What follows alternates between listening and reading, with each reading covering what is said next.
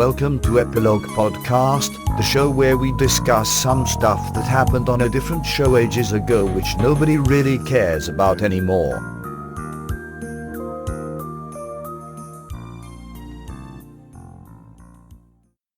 Hi, I'm Portponky. And I'm LeBloc. Today we are discussing Farscape, Season 1, Episode 21, Bone to be Wild. The crew investigate an asteroid inhabited by a bone-eating creature. How did you find this one? I like this one a lot. It was really good. What did you like about it? I liked that what I thought of these characters on the asteroid kept changing. They present one character as a victim and the other as a monster. Then those roles are reversed, but then they change again. Usually you get just one reversal. I really like that it changed more than once, and it was a natural consequence of what these characters wanted, their desires. It didn't feel arbitrary. Bernie changed like 3 times. Yeah, it's great. He was a monster, then he was misunderstood, and then I found out his ancestors were jerks, and he was like, not my fault. And then it turns out he is a jerk. Yeah. What stands out for me about this episode is Emily. Rarely do aliens on sci-fi shows strike a chord, but I find the character of Emily to be quite sort of horrifying. She is really creepy. I was unsettled. When she's shrieking about starving to death, it's just kind of mild nightmare fuel for me. No, I find that really unsettling and disturbing. I do too. Anytime she screamed, and just that she ate bones, that she fed on bones, that's creepy enough. Somehow. I don't know why I think that's worse than eating the whole body. I just find it surprising that they can elicit that effect. Just because there's so many sci-fi shows with people in rubber heads, and it's always just, oh, it's the dude in the rubber head. But Emily, I found generally quite monstrous, not in character, but in presentation. And it's good that they tried to strike a compassionate chord with her character. Wait, why? You make a nightmare and then get to know it. That's way more interesting than her just being a monster of the week bone eater. Oh, yeah. She's starving to death, and they have compassion for her situation, even though it's absolutely horrific and really detrimental for them. That's another thing I really like about this episode. She could have been reduced to, I'm going to eat your bones, I am scary. But they went beyond that, and the resolution wasn't something I saw coming. So that all wrapped together nicely. There's some mad revelations about Zan. She's a plant, which doesn't really change anything. But I like it because it's weird. And it served this episode. Oh, she doesn't have bones, so she doesn't have calcium. It helped John figure something out. But I like it for how alien it is. It didn't even need to be part of the episode for me to like that bit.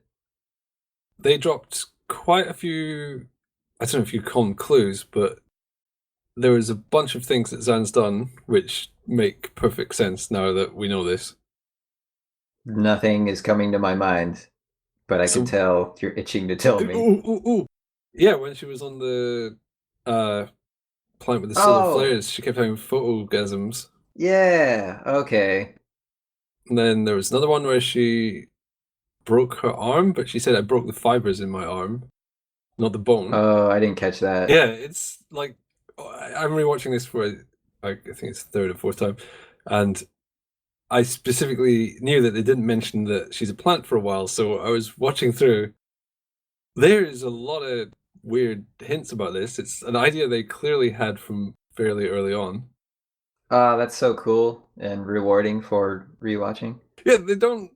I think you mentioned that the photogasms make sense now, but there's other bits where the plant origin factor in, but it never gets tied together unless you rewatch it and go, "Oh yeah, she's a plant."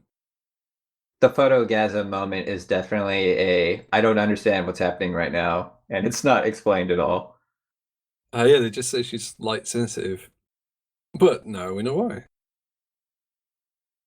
Also, she can go invis like Predator. Zan can do everything. Like the same episode with the photogasms, did some sort of camouflaging thing. Who knows? They seem to just make her do weird random powers all the time. Well, why not? She's an alien that is a plant. It's good that they don't just have where every alien has one thing. This alien Yeah. is strong. This alien is fast. This alien is sneaky. Okay, so this alien's a plant and she can disguise herself, also turn invisible, and her broken bones apparently heal quite fast. They're not bones. You know, why would it always just be humans plus one thing? Now I'm trying to think back to the eating scene. Was her stuff earthy? Did they talk about it tasting like dirt? I don't remember now. I think I just made that up. I honestly, I'd have to re-watch it to remember. I don't think so. She just eats regular food. Okay. Fair enough. There were 3 plot lines. I guess the jungle plot line is almost the most basic one. It was a standard sort of episode of the week affair. But the other 2 plot lines played into the ongoing plot. Do you want to talk about Scorpius and Grace? I do, because that's another reason why I like this episode. It continues the story of Scorpius usurping Krace and becoming the main villain. Grace was a broken man by the end. As he should be. He's being bested. He knows he's no good. Scorpius has him outsmarted and they had a scuffle. Yeah, they danced a bit. I brought up previously, what if Scorpius is like a real weakling? I guess we know he's not. Grace is a tough guy. John couldn't beat him up. Here Scorpius clears the floor with him. And it felt like he was holding back. Yeah. I'm kind of glad that Scorpius is not a weakling. Well, maybe not glad. I don't like the whole mastermind trope where, you know, they're a feeble genius kind of thing. Oh, yeah. So That's always done. Here we have a guy who's competent and also apparently quite physically intimidating. Whole package. Unlike Krace. You really don't like Grace. I Is this why you like this episode so much? Because Grace just had the worst time. Krace had the worst time in the role reversal stuff. If there were explosions and Chiana was a hero, then it probably would have been my favorite episode ever. But she just was swaddled in a blanket the whole time. Not every episode has Chiana dodging fireballs. Well, it should. This is an action-centric show. There will be at least one more explosion before the end of the last episode. Okay. Well, I talk about it all the time, but it is, for me, the biggest failing of the show is the main villain.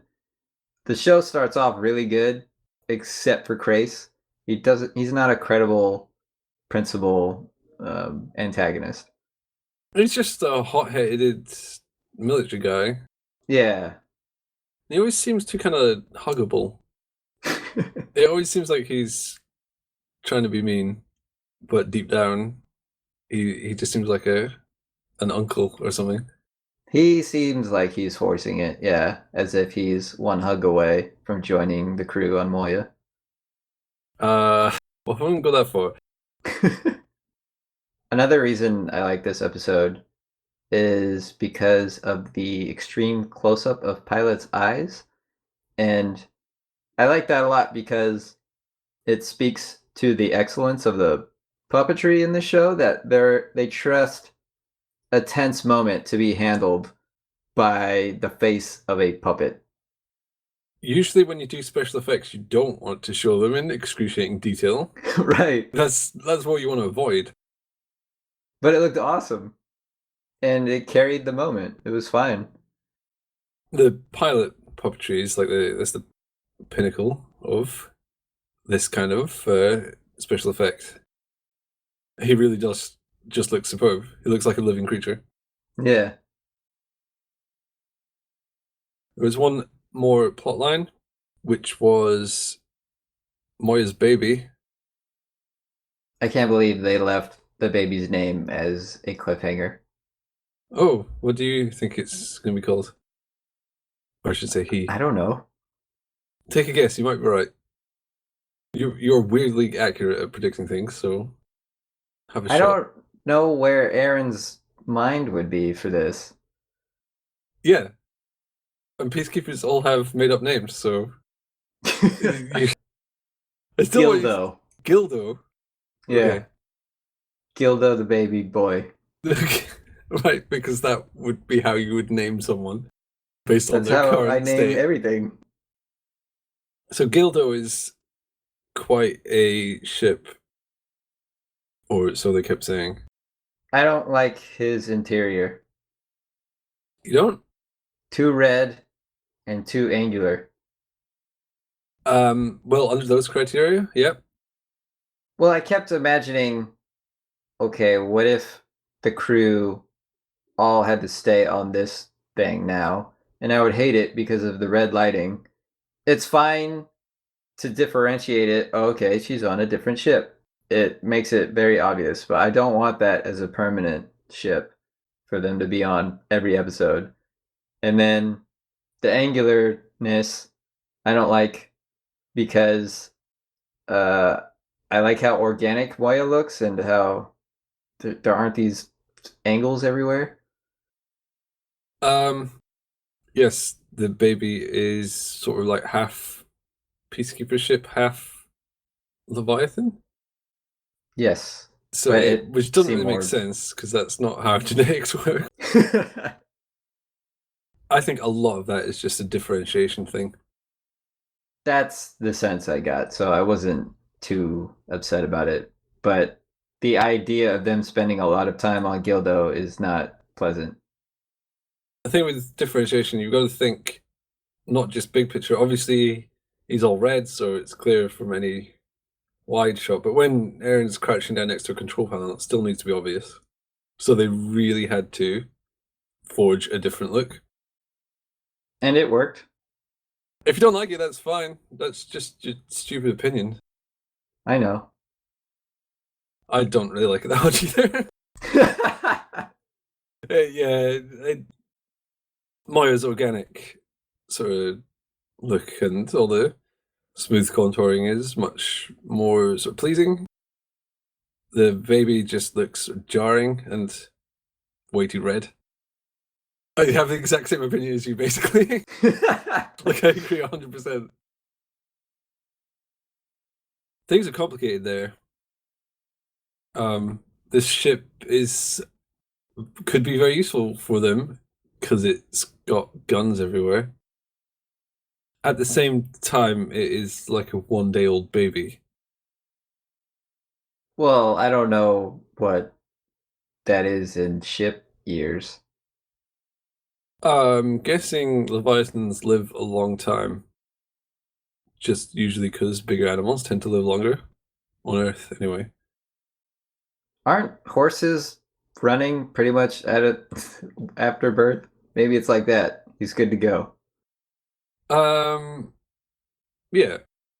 I'm not saying the ship isn't ready to fly around and shoot people, but they're sentient, and whilst like horses and deer and things can be up and about hours or sometimes minutes or whatever after being born, I wouldn't think that sentience has the same, or sapience or whatever it is, has the same thing. Like, would there really be a creature who is born and then is a functioning, intelligent being in a few days? Sure. Well, okay. I don't think so. I think emotional maturity would take a while. Fine. I'm not saying it would take like years necessarily. I could imagine it could be quite a lot faster than what humans experience, but I still think it's not going to happen overnight unless it's all just instinctually built in, which maybe it could be. So maybe you would be ready then. Well, they manipulated the genetics in the first place, right? They could just pre-bake that in. But it's not like if you manipulate someone's genes enough, they'll be born able to speak. There are limits to what is possible. Limits for us. We don't know their tech. This is 100% realistic show, so there's no way you can argue against this. I'd like to talk about Dargo. He gets messed up. He does. And then spits out a load of licorice. Yeah. That was actually licorice. Oh, okay. Yeah, that's what it was. They say in the DVD commentary. Was it black licorice? Is that why he looks so disgusted? Oh, okay. Because he bleeds black blood, so she's giving him licorice. Well, maybe he didn't like it. I would hate it if I had to do that. Some people do like licorice, though. Yeah, but they're wrong. In some parts of Europe, salted licorice is like a treat. Europe is a strange place because of that. Only that. That is what made Europe strange, yeah. I'd like to talk about one specific scene with Dargo where he just seems like he's not paying any attention. So he eats the pesto that Bernie makes and says, "Wow, I'm completely healed. Yeah. You're a miracle worker," or something. I can't remember exactly what he says. Then John runs in and says, "Oh, wait, your ancestors were not very nice." And Dargo just pulls a gun on him like, "What are you monster, how could you?" It just made it seem really insincere when he'd thank that guy for saving his life. That was an effect of the drugs. No short-term memory. Yeah. It muddles your short-term memory for a bit. That's actually a plausible reason. Or that it's just Dargo and he just goes with what the majority of the crew goes with Yeah. all the time. I like that more. Francesca Buller plays Emily. Guess who she's married to? Bernie. Nope. Dargo. Nope. John. That's it. She's Ben Browder's wife. Before or after this episode? Okay. There's something weird to me about having a loved one, like a wife. I have a wife, and if she was playing a bone-eating monster in a show, I would be... I don't know, that would be a bit disturbing to me. It's his job. Yeah. Isn't this why Anthony Hopkins' marriage collapsed? Because of some fava beans? Yeah, because he was in Silence of the Lambs. And then... I have no idea. Yes. Yes, this did happen. Martha Stewart dates Sir Anthony Hopkins. That sounds made up. Ended the relationship after she saw Silence of the Lambs. It's on Wikipedia, so it must be true. So she didn't even work alongside him. She just saw the movie. His output. Well, maybe it'd be different if she'd worked alongside him. because she would have been great in Silence of the Lambs. Sure. That's that trivia. I have some unit news. Oh, I missed it. It may not be new. I can't remember. I'm sorry to lose track myself. They search every square dench. Aha. It's weird to me because if they say square dench, it's area, right? Right. Which means dench is a measurement of distance. Yes. But they already have other measurements of distance. Metra. Well, okay, maybe dench is the one that's the right sort of size for talking about areas on a planet. So maybe it's not weird to me. Yeah, that's Isn't not it? weird. I just feel like they have a unit that's sort of like that, but they've used this one as area. Maybe I'm wrong. There are loads of words for measurement. It's They true. don't have to stick to one. No, surely the galaxy would have one system of measurement and one religion and one set of morals. One ring. Do you have a quote which you would like to share with us? You ought to keep 1 foot out of your mouth. You may need it to run. I both like and dislike this quote. So I think I could guess why you don't like this. Yeah, it's probably obvious. Go ahead. Because putting your foot in your mouth is a human expression. Yep. But we already know that Nibari language is exactly the same as English. So I'm fine with that. And all the idioms transfer over. Yeah, they just don't know because they assume it's different and they're hearing it translated. It's a massive coincidence. Why do you like this? Because you said you did also like it. I like when cliches are played with. So foot and mouth, everyone is familiar with that. What does that mean in practical terms? What if you actually had your foot in your mouth and you need to run away?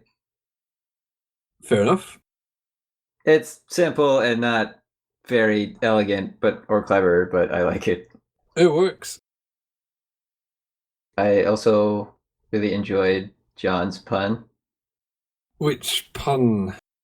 Bon appetit. Oh, that could have been the episode title. Well, they had so many to choose from, so they had to they had to go with more than one. The next episode is the final episode of this season. What's going to happen? Oh, I have a prediction. Okay. So when Emily boards the ship with all the peacekeepers, Scorpius embraces her. And we already know that Scorpius is either intuitive or just really smart, whatever. He knew right away that John wasn't who he said he was.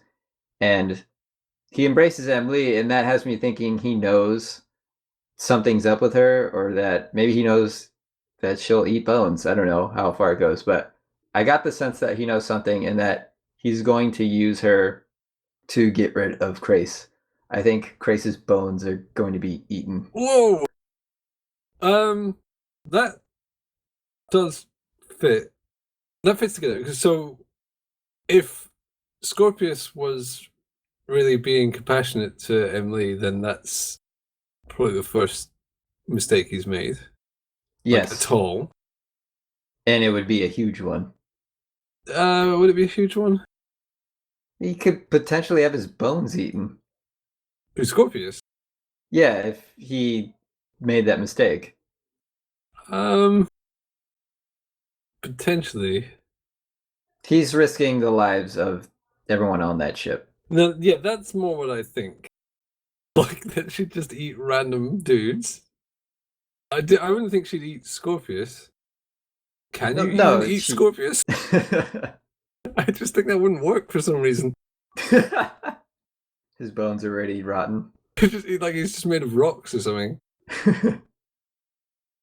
So he's either playing a cunning card at this point, or he's gonna get some people eaten.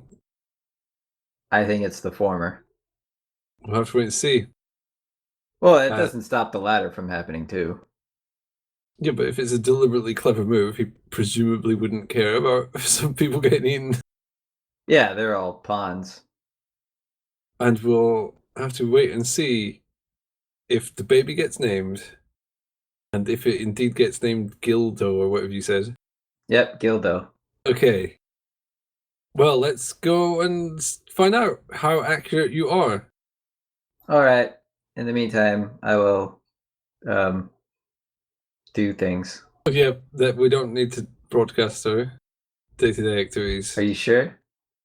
I'm sure, yes. If you say so. I do. So let's watch the next episode.